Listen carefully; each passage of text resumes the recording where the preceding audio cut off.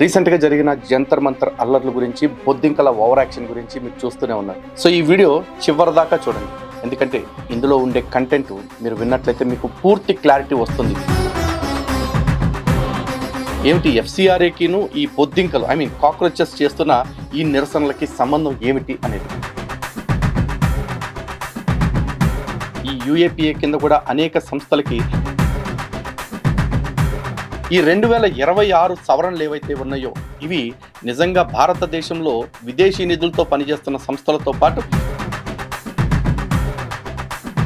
పైగా ఈ దేశపు వనరులన్నిటిపైన మొట్టమొదటి హక్కు ముస్లింలకే ఉంటుంది అంటూ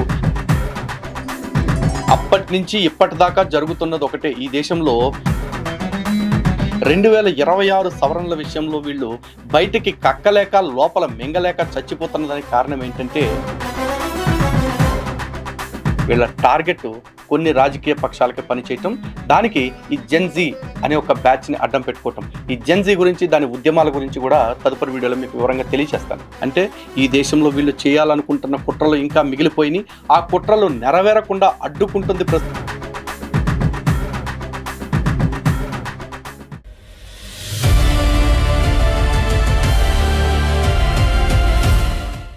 అందరికీ జై శ్రీరామ్. ముందుగా అందరికీ విజ్ఞప్తి, ఎఫ్సిఆర్ఏ ఈ పదం ఇప్పుడు బాగా ట్రెండింగ్లో ఉంది. కారణం ఏంటంటే రీసెంట్గా జరిగిన జంతర్ మంతర్ అల్లర్ల గురించి, బొద్దింకల ఓవర్ యాక్షన్ గురించి మీరు చూస్తూనే ఉన్నారు. అదేంటి వాళ్ళ నిరసనల్ని ఓవర్ యాక్షన్ అని ఎందుకు అంటున్నాను అని మీరు అనుకోవచ్చు. ఈ వీడియో చివరి దాకా చూస్తే మీకు స్పష్టత వస్తుంది. అలాగే FCRA foreign contributions regulation act గురించి చాలామంది వినటమే కానీ దాని గురించి సంపూర్ణంగా ఎవరికి తెలియదు. ఈ వీడియోలో దాని గురించి ఇన్ డీటెయిల్డ్గా, అంటే ఆ చట్టం ఎప్పుడు మొదలైంది, అలాంటి చట్టాలు భారతదేశంలో ఇంకేమున్నాయి, ఆ చట్టంలో ఎన్నిసార్లు సవరణలు చేయబడ్డాయి, ఏమిటి ఆ సవరణలు, ఎందుకు చేయాల్సి వచ్చింది, ఇన్ అండ్ అవుట్ మొత్తం కూడా ఈరోజు తెలియజేస్తాను. సో ఈ వీడియో చివరి దాకా చూడండి, ఎందుకంటే ఇందులో ఉండే కంటెంట్ మీరు విన్నట్లయితే మీకు పూర్తి క్లారిటీ వస్తుంది. దేశంలో ఏం జరుగుతుంది, దేశం పైన ఏం జరుగుతుంది. సో మొదటగా మొన్నటి జంతర్ మంతర్ అల్లర్లు గనక మీరు ఆరిజిన్ చూసుకున్నట్లయితే, నిజానికి ప్రజాస్వామ్యంలో నిరసనలు తెలియచేయటం అనేది ఒక హక్కు. అయితే ఆ హక్కుని కోరుకుంటున్న వాళ్ళ వెనకాల విదేశీ శక్తులుంటే, వాళ్ళ ఉద్దేశాలు దేశానికి ప్రయోజనం కలిగించేవి లేదా దేశ ప్రజలకు ప్రయోజనాలు కలిగించేవి కాకుండా దేశాన్ని అస్తవ్యస్తం చేసేదైతే, దేశ ఆర్థిక స్థితిగతుల్ని మార్చాలనుకున్న కుట్రల వాళ్ళ వెనకాల ఉంటే, ఆ కుట్రలకి కారణమైన విదేశీ దుష్ట శక్తులు వీళ్ళని నడిపిస్తూ ఉంటే ఖచ్చితంగా ఆ అల్లర్లని, ఆ నిరసనల్ని అణిచేయాల్సిందే. సో మీలో చాలా మందికి డౌట్ ఉండొచ్చు, ఏమిటి ఎఫ్సిఆర్ఏకిను ఈ బొద్దింకలు కాక్రోచెస్ చేస్తున్న ఈ నిరసనలకి సంబంధం ఏమిటి అనేది. ఒక్కసారి క్రోనాలజీ చూసుకుందాం. మార్చి 25, 2026 ఈ ఎఫ్సిఆర్ఏ సవరణలు ఏవైతే ఉన్నాయో ఆ సవరణల తాలూకా బిల్ ప్రవేశపెట్టడం జరిగింది. అప్పటి నుంచి ఈ యాంటీ నేషనల్ ఫోర్సెస్ లేదా భారతదేశంలో విద్రోహం సృష్టించడానికి విదేశాల నుంచి నిధుల్ని పంపించే సంస్థలు, శక్తులు అన్నీ కూడా అలర్ట్ అయినాయి. కానీ ఆ కాజ్ కారణంగా ఉద్యమాలు దేశంలో చేస్తే దేశ వ్యతిరేక శక్తులు ఎంత బాహాటంగా బెదిరిస్తున్నాయి, అలాగే ఈ దేశంలోకి నిధుల్ని పంపించే సంస్థలు ఎంత బలంగా మారిపోయాయి అన్న విషయం ప్రజలకు ఎక్స్పోజ్ అయిపోతుంది. కాబట్టి వాళ్ళు ఒక ప్రత్యేకమైన సైడ్ లైన్ ఎంచుకున్నారు, అదే నీట్ ఎగ్జామ్ పేపర్ లీక్. నిజంగా ప్రభుత్వానికి విజ్ఞప్తి చేస్తూ ఉన్నాం, ఈ నీట్ లీక్ జరిగింది, దాన్ని సరిచేశారు, కానీ ఏ ఉద్దేశంతో జరిగింది, ఈ నీట్ లీక్ వెనకాల ఉన్న కుట్రలు ఏమిటి అనేది ప్రభుత్వం ఖచ్చితంగా ఎక్స్పోజ్ చేయాలి.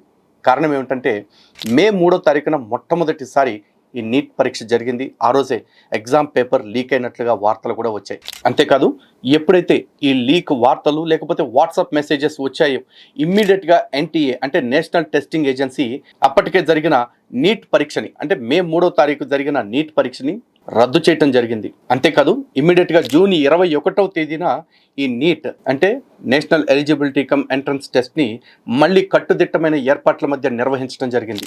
ఈసారి కూడా దాదాపు 22 లక్షల మంది రిజిస్టర్ చేసుకున్నారు. ఆ చేసుకున్న వాళ్ళలో సుమారు 20 లక్షల మంది పరీక్షకి హాజరయ్యారు. అందులో 11,20,000 మంది క్వాలిఫై అయ్యారు. కానీ ఏం జరిగిందో తెలియదు.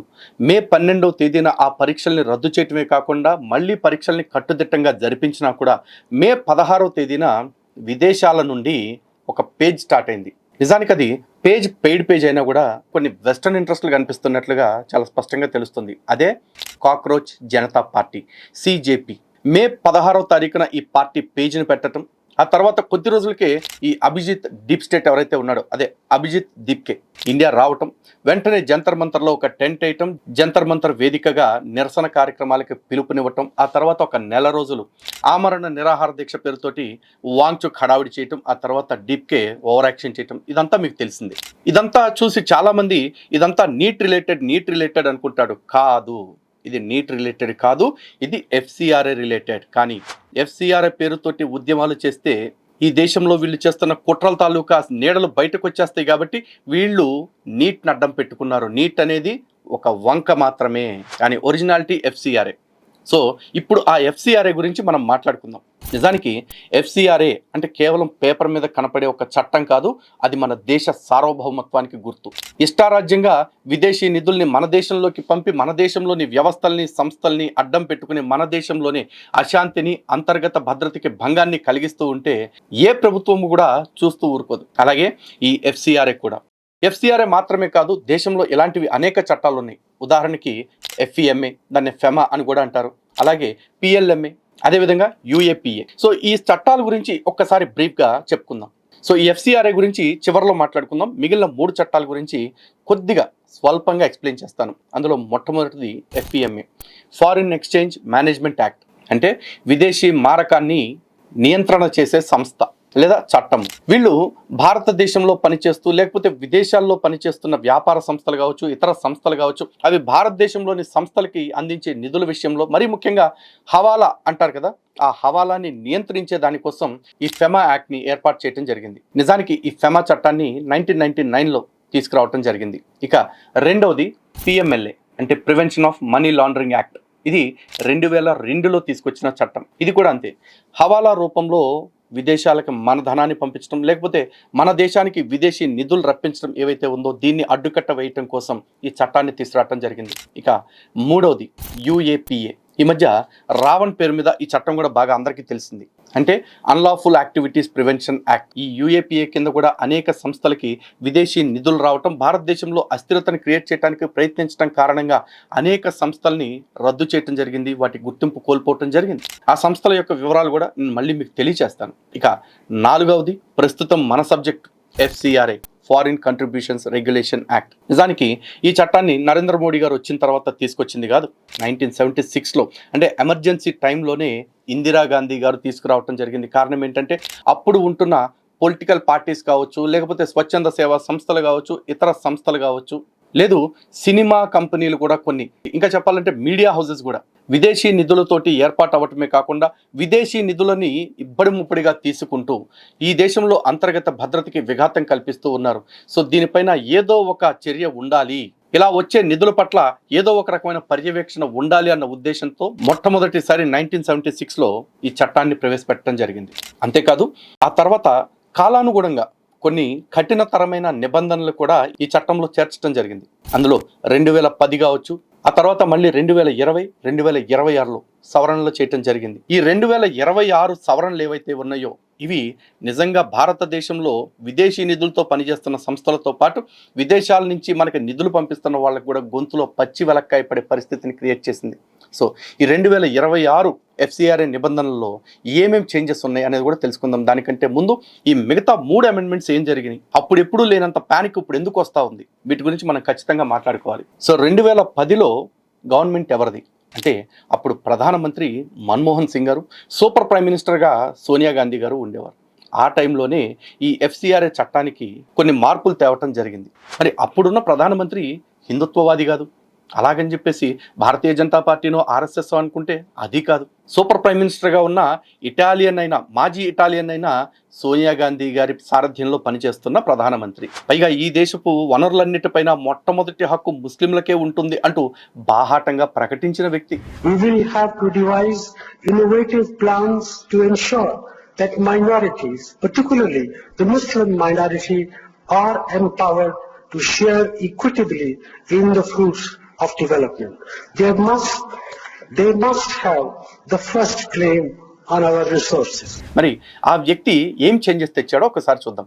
2010 వరకు కూడా ఈ ఎఫ్సిఆర్ఏకి అంటే 76 నుంచి 2010 వరకు అంటే 35 సంవత్సరాల పాటు ఒక్కసారి ఎఫ్సిఆర్ఏకి రిజిస్ట్రేషన్ చేయించుకుంటే ఇక వాళ్ళకి లైఫ్ టైం వ్యాలిడిటీ తోటి ఎఫ్సిఆర్ఏ సర్టిఫికెట్లు ఉండేవి. కానీ 2010లో వచ్చిన సవరణల తర్వాత ఆ లైఫ్ టైం వ్యాలిడిటీ అనే దాన్ని తొలగించేసి 5 yearsకి దాన్ని కన్స్ట్రెయిన్ చేయడం జరిగింది. అంటే ప్రతి 5 సంవత్సరాలకి కూడా ఈ ఎఫ్సిఆర్ఏ సర్టిఫికెట్స్ని రెన్యువల్ చేయించుకోవాల్సి ఉంటుంది. సో ఇది మొట్టమొదటి సవరణ.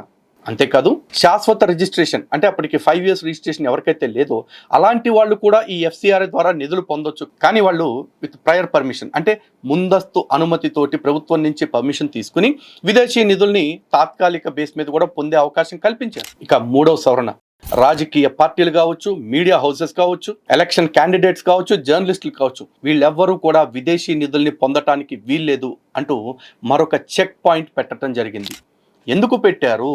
ఎందుకంటే అప్పటి నుంచి ఇప్పటిదాకా జరుగుతున్నది ఒకటే. ఈ దేశంలో ఎవరినైనా మార్చాలి అన్నా, మేనేజ్ చేయాలన్నా, పాలసీ మేనేజ్మెంట్ జరగాలి అన్నా సరే మెయిన్గా అడ్డుకోవాల్సింది ఈ నలుగురిని: రాజకీయ పార్టీలు, అందులో పనిచేసే అభ్యర్థులు, మీడియా హౌసెస్ మరియు దానిలో పనిచేస్తున్న జర్నలిస్టులు. ఎందుకంటే వాళ్ళు వడ్డిచ్చిందే వార్త అన్నట్టు కొనసాగుతున్న స్థితి ఈ రోజుకి కూడా.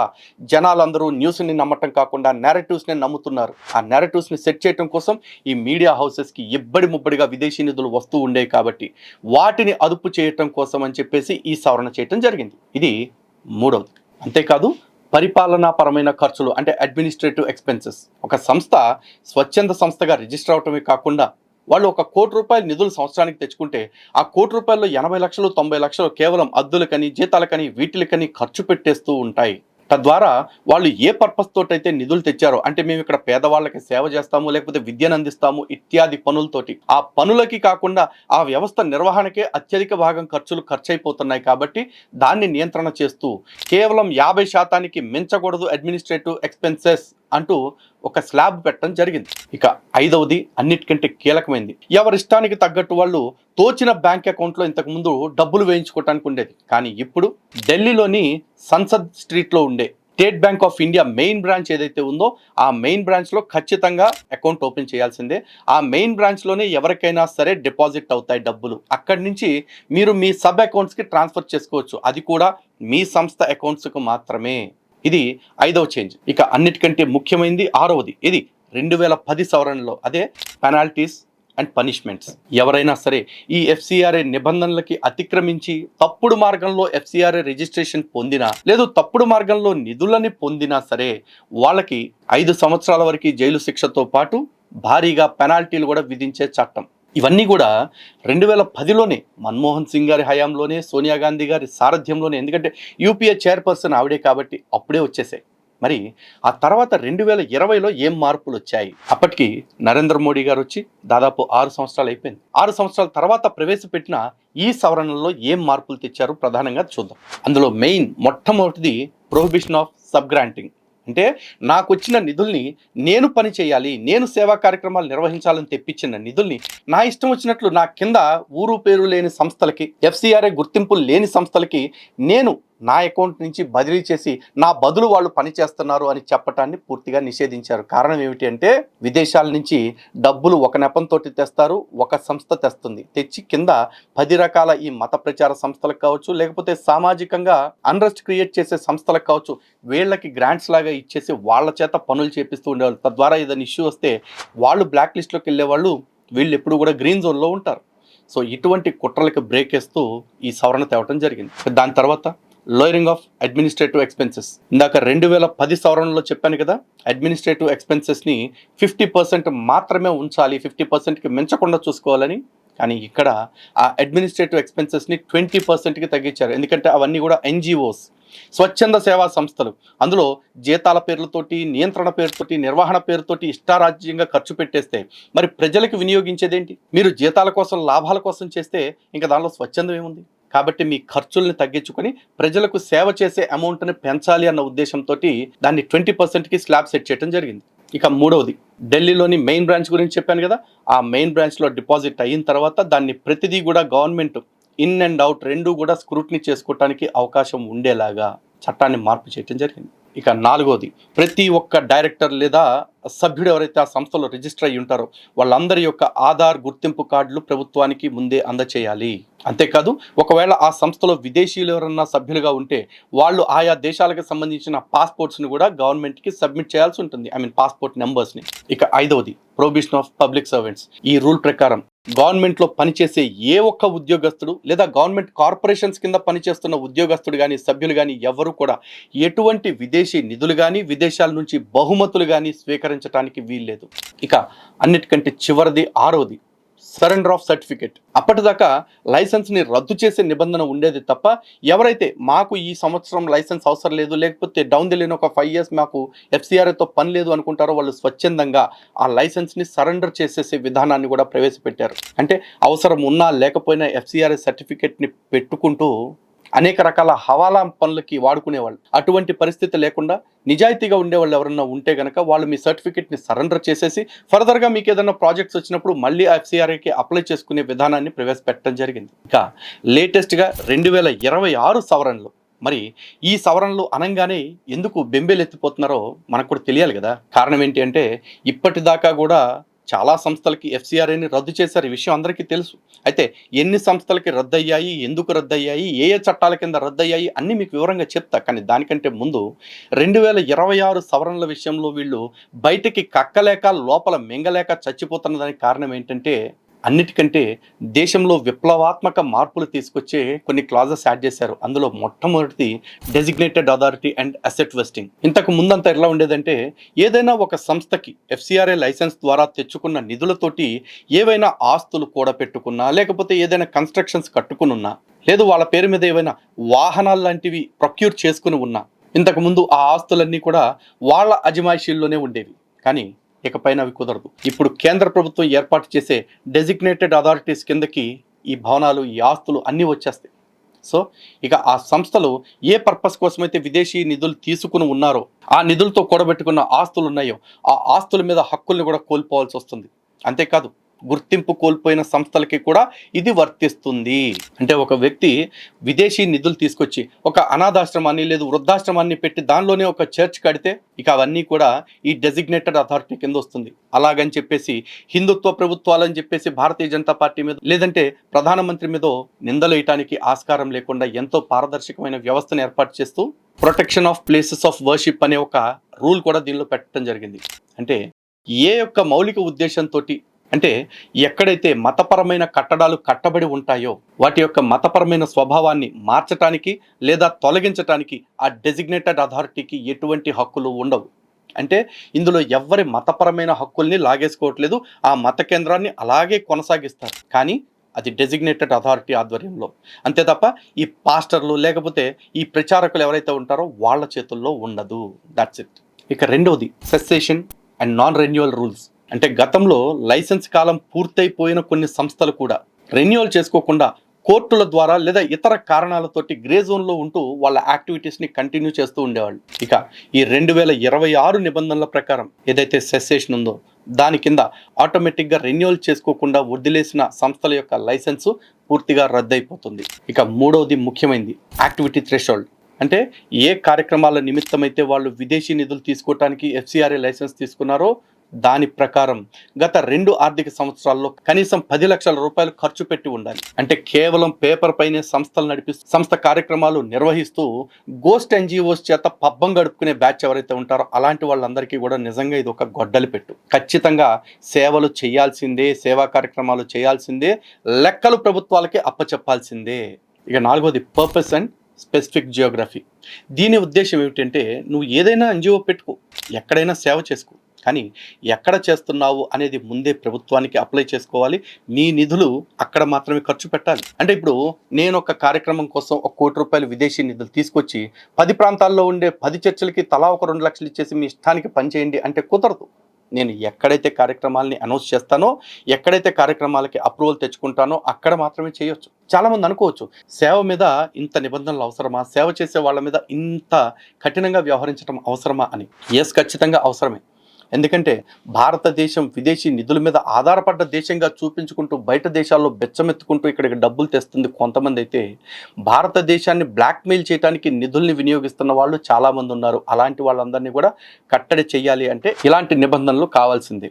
ఇక ఆఖరిది అన్నిటికంటే ముఖ్యమైనది, రేషనలైజేషన్ ఆఫ్ పెనాల్టీస్. ఇంతకుముందు 2010లో ప్రవేశపెట్టిన రూల్స్ ప్రకారం చూస్తే ఏదైనా అవకతవకల ద్వారా ఎఫ్సిఆర్ఏ పొందినట్లయితే వాళ్ళ మీద 5 సంవత్సరాల శిక్షాకాలం ఉండేది, జైలు శిక్ష. కానీ దాన్ని కేవలం 1 సంవత్సరానికే తగ్గించారు. అంటే గ్రీవెన్సెస్ అండ్ కంప్లైంట్స్ పట్ల కొంత పారదర్శకత మెయింటైన్ చేయాలి, ట్రాన్స్పరెన్సీ ఉండాలి, వాళ్ళని వేధింపులకి గురి చేయకూడదు, వాళ్ళలో ఉన్న భయాలను తొలగించాలి అన్న ఉద్దేశంతో. కానీ ఇవేవి వాళ్ళకు పట్టవు. కేవలం అసెట్ వెస్టింగ్ ఏదైతే ఉందో దాని గురించి మాత్రం వణికిపోతా ఉన్నారు. అయితే ఈ ఎఫ్సిఆర్ఏ వల్ల ఎవరికి భయం అంటే, ఒక్కసారి ఎఫ్సిఆర్ఏ కింద ఎన్ని సంస్థలు రిజిస్టర్ అయ్యాయి, అందులో ఎన్నిటికి లైసెన్సులు రద్దయ్యాయి, ఇవన్నీ కూడా మనం తెలుసుకోవాలి. నిజానికి 2012 నుంచి నేటి వరకు భారతదేశంలో మొత్తం ఎఫ్సిఆర్ఏ కింద రిజిస్టర్ అయిన సంస్థలు 52,156 సంస్థలు. అందులో యాక్టివ్గా ఉన్నాయి 14,400 నుంచి 14,500 వరకు. వీటికి మాత్రమే యాక్టివ్ లైసెన్సెస్ ఉన్నాయి. ఇవి మాత్రమే విదేశీ నిధులు తీసుకోవచ్చు. అయితే ఇప్పుడు యాక్టివ్గా ఉన్న సంస్థల ప్రకారం చూసుకున్నట్లయితే సంవత్సరానికి వస్తున్న నిధి ఎంతో తెలుసా? సుమారు 23,000 కోట్ల రూపాయలు. ఇది ఈ 14,400 నుంచి 14,500 యాక్టివ్ ఎన్జిఓస్కి. మరి అంతకుముందు 52,156 ఉన్నప్పుడు ఎంత వచ్చి ఉంటుంది అనేది మీ ఊహకే వదిలేస్తున్నాం. ఇక 2014 నుంచి ఇప్పటి వరకు ప్రభుత్వాలు నేరుగా రద్దు చేసిన ఎఫ్సిఆర్ఏలు 22,490. కాగా సరైన సమయంలో రెన్యూవల్ చేసుకోక లైసెన్స్ కోల్పోయిన సంస్థలు 15,200. అంటే సుమారు 37,600 సంస్థలు. ఇవన్నీ కూడా వివిధ కారణాల చేత వాళ్ళ ఎఫ్సిఆర్ఏ లైసెన్సులను కోల్పోవటం లేదా రద్దు అవటం జరిగింది. అయితే రద్దయిన వాళ్ళకి ఎందుకు రద్దయింది, ఏ కారణం చేత రద్దయింది, అది కూడా మనకు తెలియాలి కదా. ఇక్కడ ఎవరిని కూడా వ్యక్తిగత కక్షల చేత ఎవరి ఎఫ్సిఆర్ఏలు రద్దు అవ్వలేదు. ఇందులో చాలా వాటి కారణాలు చూసినట్లయితే, ఒకటి non filing of annual returns. అంటే వార్షిక రిటర్న్స్ ఏవైతే ఉంటాయో అవి సమర్పించక, అంటే మిస్అప్రాప్రియేషన్ ఆఫ్ ఫండ్స్ కారణంగా ఈ సర్టిఫికెట్స్ రద్దయ్యాయి. ఇక రెండవది డైవర్షన్ ఆఫ్ ఫండ్స్. ఏదైతే చట్టం ఆల్రెడీ ఉందో 2010 సవరణల ప్రకారం, అంటే వాళ్ళు స్వీకరించిన ఫండ్స్ని వేరే వాళ్ళకి డైవర్ట్ చేయకూడదు అనేది, ఆ నిబంధనని ఉల్లంఘించి వీళ్ళు వేరే వాళ్ళకి ఫండ్స్ రూటింగ్ చేసినందుకు. మూడవది induced or forceful religious conversions. అంటే బలవంతపు లేదా ప్రలోభాల ద్వారా మత మార్పిడికి గురి చేస్తున్నందుకు కొన్ని సంస్థలకి రద్దయింది. అయితే ఇందులో క్రైస్తవ సంస్థలు మాత్రమే ఉన్నాయనుకుంటున్నారేమో, లేదంటే వడోదరాకి సంబంధించిన ఒక ముస్లిం ఎన్జిఓ బలవంతంగా ఇస్లాంలోకి మారుస్తున్నందుకు వాళ్ళ ఎఫ్సిఆర్ని కూడా కోల్పోవటం జరిగింది. ఇక మరో కారణం anti development activities and protests. ఇప్పుడు ఈ సిజేపీ వెనకాల ఉన్న కారణాలు ఏమిటి, సంస్థలు ఏమిటి, అవి కూడా తొందరలోనే బయటకు వస్తాయి. ఇది కూడా ఒక పెయిడ్ ఉద్యమం అన్న విషయాన్ని, అన్న సత్యాన్ని తొందరలోనే వెలుగులోకి తీస్తారు. ఈ యాంటీ డెవలప్మెంట్ యాక్టివిటీస్ కింద గ్రీన్ పీస్ కావచ్చు, లాయర్స్ కలెక్టివ్ కావచ్చు, ఇట్లాంటి సంస్థలు, చాలా సంస్థలు వాళ్ళ ఎఫ్సిఆర్ఏని కోల్పోవటం జరిగింది. అలాగే ఆమ్నెస్టీ ఇంటర్నేషనల్ యొక్క యాక్టివిటీస్ గురించి కూడా మీకు తెలుసు. వాళ్ళ యాక్టివిటీస్ని కూడా కంప్లీట్గా భారత్లో బంద్ చేయించడం జరిగింది. కారణం ఏంటంటే వాళ్ళు కూడా ఇలా ప్రజా సంఘాలకి సహాయ సహకారాల పేరుతోటి రకరకాల రూపంలో ఫండ్స్ని పంచుతూ సమాజంలో అస్థిరత క్రియేట్ చేసే ప్రయత్నం చేయటమే కాకుండా అనేక కొడంకుళం అణు ప్రాజెక్టుతో సహా చాలా ప్రాజెక్టులకి వీళ్ళు అడ్డం పడుతూ దేశంలో డెవలప్మెంట్ రాకుండా, ఇలాంటి అణు ప్రాజెక్టులు లేకపోతే న్యూక్లియర్ పవర్ ప్లాంట్లు వేరే దేశాల్లో వస్తే మాత్రం చంకలు గుద్దుకుంటూ చాలా ఎక్స్ట్రాలు చేసేస్తున్నారు. మరి ఇలాంటి వాళ్ళందరినీ అదుపు చేయకపోతే భారతదేశంలో అభివృద్ధి ముందుకు వెళ్ళే అవకాశం ఉంటుందా?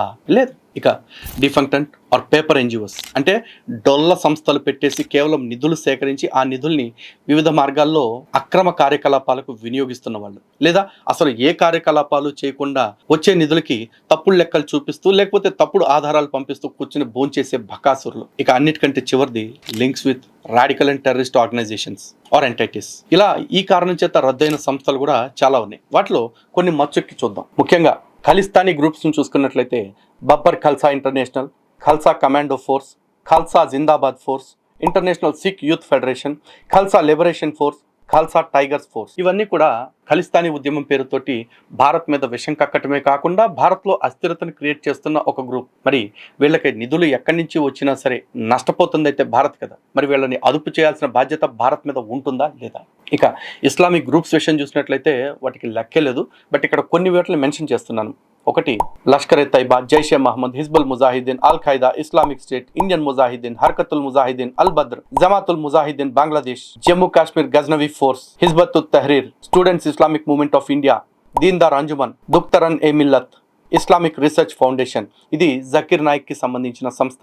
వీటన్నిటి యొక్క కార్యకలాపాలని కూడా ఎఫ్సిఆర్ఏ కింద నిరోధించడం జరిగింది. అలాగే మరికొన్ని సంస్థల్ని యూఏపీఏ కింద అసలు దేశంలో ఎటువంటి కార్యకలాపాలు నిర్వహించకుండా అడ్డుకోవటం జరిగింది. ఎందుకంటే వీళ్ళంతా కూడా దేశం యొక్క అస్థిరతకి, అశాంతికి కృషి చేస్తూ ఉన్నారు. నిన్న మనం మీరు చూసినట్లయితే ఈ డీప్ స్టేట్ బ్యాచ్ ఉన్నారు కదా, అభిజిత్ డీప్ స్టేట్, వీళ్ళు కూడా అదే మాట్లాడుతున్నారు. ధర్మేంద్ర ప్రధాన్ని దించేశాము, ఇక త్వరలో ప్రధానిని కూడా దించేస్తాము అంటూ ప్రభుత్వాన్ని అస్థిరపరిచే కుట్ర చేస్తున్నారు. నిజంగా వీళ్ళు విద్యార్థులే అయితే గనక మంత్రి ఫెయిల్యూర్ అని చూపించి మంత్రి చేత రాజీనామా చేయించారు. మరి ప్రధాని మీద రాజీనామా ఎందుకు?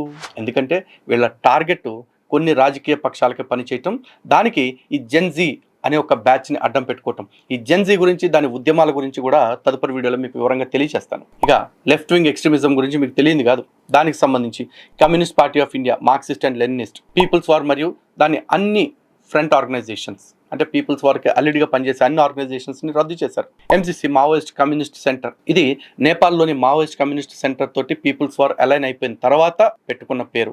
దాన్ని కూడా భారతదేశంలో నిషేధించడం జరిగింది. అఫ్కోర్స్ ఇప్పుడు నిషేధించకపోయినా అక్కడ ఎవరు లేరు, ఇంకా అందరినీ క్లీన్ స్వీప్ చేశారు అమిత్ షా గారు. Communist Party of India, Maoist మరియు దాని అనుబంధ సంఘాలు. ఇక ఈశాన్య రాష్ట్రాల్లో ఉన్న ఉగ్రవాద వేర్పాటు సంస్థలు, అంటే నార్త్ ఈస్ట్ని ప్రత్యేక దేశంగా విభజించాలని, లేదా భారత్లో నుంచి విడగొట్టాలని, లేదా భారత్లో అశాంతిని క్రియేట్ చేయాలని ఈ గ్రూప్స్ అన్నీ కూడా పనిచేస్తున్నాయి. అందులో ఒకటి ULFA, united liberation front of Assam and national democratic front of Bodoland, people's liberation army, united national liberation front, national socialist council of Nagaland, Kangleipak communist party, national liberation front of Tripura, all Tripura tigers force ATTF, మరియు స్థానిక సాయుధ సంస్థలు. అంటే ఇవి కాకుండా ఇతరత్ర ఏవైతే సాయుధ సంస్థలు ఉన్నాయో అవన్నిటిని కూడా, ఇక లోకల్ అండ్ ఇంటర్నేషనల్ గ్రూప్స్, ఇంకా చాలా వాటిని, ఇతర ప్రాంతీయ మరియు అంతర్జాతీయ సంస్థలను చూసుకున్నట్లయితే ఎల్టీటీ, లిబరేషన్ టైగర్స్ ఆఫ్ తమిళ ఈలం, అఖిల్ భారత్ నేపాలీ ఏక్తా సమాజ్, ఇక ఐక్యరాజ్య సమితి భద్రతా మండలి ఉగ్రవాద జాబితాలో పేర్కొన్న ఇతర అన్ని అంతర్జాతీయ సంస్థల్ని కూడా భారత ప్రభుత్వం నిషేధిస్తుంది.